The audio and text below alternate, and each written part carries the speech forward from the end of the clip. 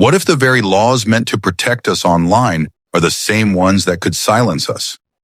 In Britain right now, that's the question dominating headlines as Nigel Farage launches a fierce attack on the government's Online Safety Act. He doesn't call it a safeguard. He calls it a sledgehammer. A sledgehammer that, in his words, has missed the nut. But what does he mean by that? And could this law actually backfire on Britain's global standing?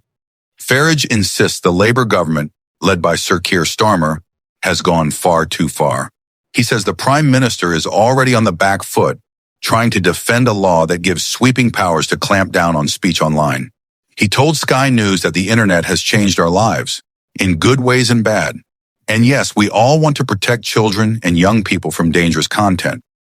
But does restricting speech so harshly risk turning Britain into, as Farage later described it, a dystopian nightmare? Consider this. A comedian, Graham Linehan, was arrested at Heathrow Airport after comments he made online about transgender people. Arrested by 5 armed police officers. Could that same treatment one day apply to American executives, politicians, even ordinary citizens flying in with views unpopular in Britain? Is that the country Britain wants to become?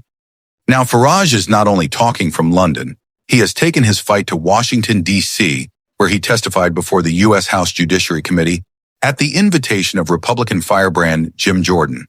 And he's not alone. America's Vice President, J.D. Vance, has openly voiced alarm, saying Britain's crackdown on online speech could threaten U.S.-UK trade relations. Imagine that. A law designed to protect Britain's online now sparking warnings of a trade rift across the Atlantic. Is that a risk Britain can afford right now? And here's where you come in. Do you think Britain should listen to America on free speech, or should we decide for ourselves regardless of the consequences? Drop your thoughts in the comments. We read them all here on England Now 7. But Farage didn't stop at free speech. He doubled down on another explosive issue, immigration. Standing on U.S. soil, he declared that anyone in the UK illegally should be removed. Men, women, even families arriving by small boats. He proposed offering £2,500 to deportees to set themselves up back home. Is that compassion, or is it just cold calculation dressed up as kindness? Pressed on whether women and children would be deported too, Farage was blunt. Yes, women would be sent back.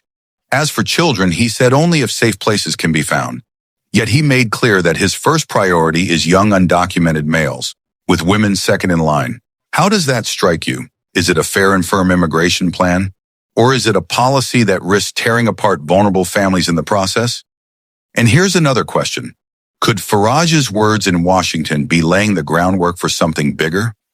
Remember, this is a man once written off, yet here he is, addressing the U.S. Congress, taking aim at Britain's laws, and presenting himself as a defender of free speech. Some say he's angling to become Britain's next prime minister. Others believe he thrives on controversy without ever wanting the responsibility of power. What do you think? Pause for a moment.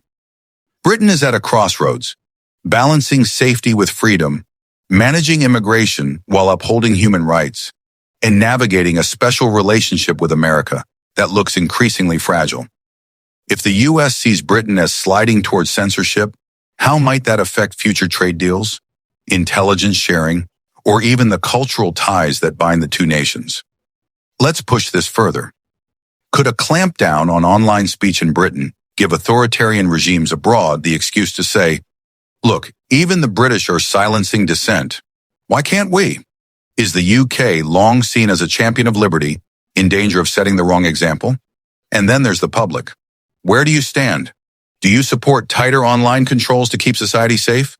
Or do you worry like Farage that we're handing the state too much power?